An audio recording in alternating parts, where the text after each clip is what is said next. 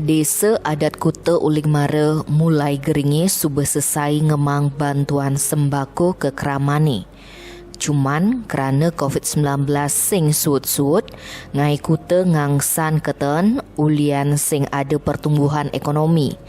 Ni makada bendesa adat Kuta ngalih donasi uli program Recovery for Kuta Bali.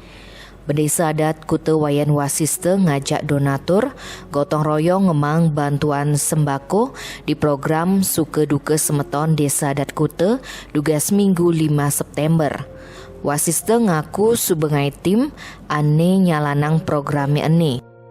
Jani ekonomi masyarakat Kutani lemah gati ulian gering agung. Apa buen masyarakate subengan delang pariwisata uli pidan. Nganti jani konden membuka ulian PPKM.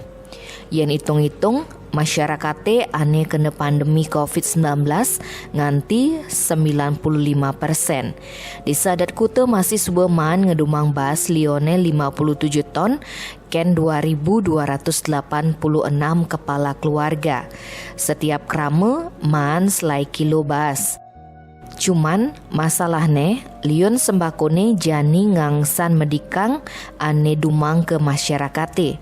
Ne ulian dana desa adate sube ngangsan medikang. Tim Bali Express ngelaporang.